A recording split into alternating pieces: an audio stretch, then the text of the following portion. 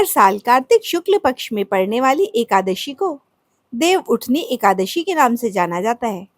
इस दिन भगवान नारायण 4 महीने की योग निद्रा के बाद जगते हैं और इस सृष्टि का पुनर्संचालन करते हैं। इस एकादशी के दिन दान पुण्य बहुत अधिक महत्वपूर्ण माना गया है।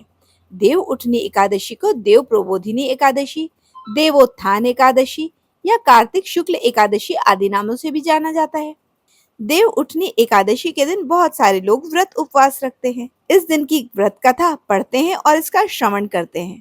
आज हम आपको इस दिन पढ़ी और सुनी जाने वाली पौराणिक कथा बताने जा रहे हैं। तो यह कथा इस प्रकार है। एक समय की बात है।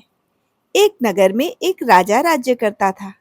राजा और उसकी प्रजा के सभी लोग श्रद्धा पूर्वक एकादशी का व्रत किया करते थे।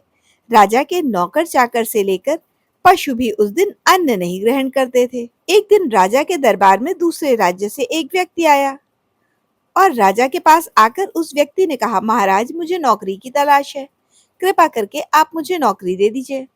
राजा ने उसकी बातें सुनी तो कहा, तुम्हें नौकरी पर रख लेते हैं, लेकिन एक ही शर्त है, रोज तुम्हें भोजन के लिए सब कुछ मिलेगा, परंतु एकादशी के दिन खाने के लिए अन्न नहीं मिलेगा।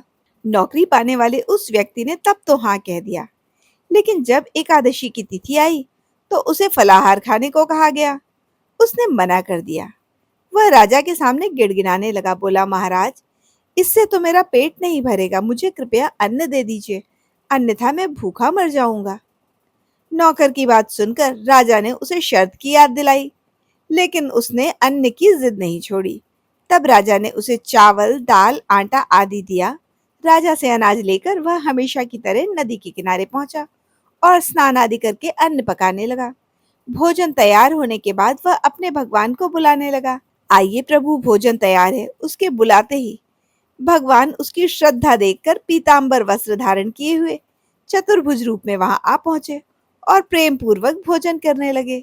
भोजन करने के बाद भगवान वहां से चले गए और वह लौट आया।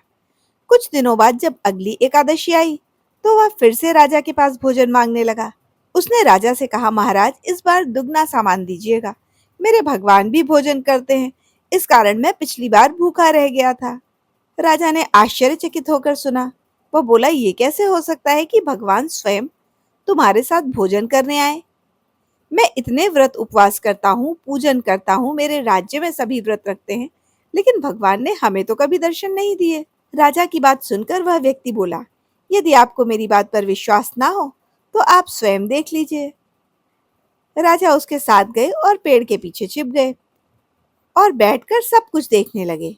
वह व्यक्ति भोजन बनाकर तैयार करने लगा। भोजन तैयार हुआ तो व्यक्ति ने पुकारा, भगवान आइए, लेकिन भगवान वहां नहीं आए। इतना बोलने पर भी जब भगवान वहां नहीं आए तो उसने अंत में कहा, प्रभु, यदि आप आज ना आए तो मैं नदी में कूदकर अपने प्राण त्याग दूंगा।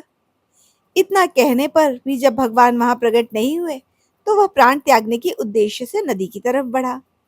उसने प्राण त्यागने का इरादा दृढ़ कर लिया तो भगवान ने शीघ्र ही प्रकट होकर उसे ऐसा करने से रोका। भगवान ने उसके साथ बैठकर भोजन किया और अपने धाम को लौट गए। यह सब देखकर राजा की आंखें खुली रह गईं। उसने सोचा, व्रत उपवास का लाभ तब तक नहीं है जब तक व्यक्ति का मन शुद्ध ना हो। यह देखने के बाद वह भी मन से व्रत उपवास करने लगा एवं श्रद्धा भाव से भगवान की पूजा करने लगा और अंत में मोक्ष धाम को प्राप्त हुआ। आशा है ये कहानी आपको पसंद आई होगी। कथा सुनने के लिए धन्यवाद।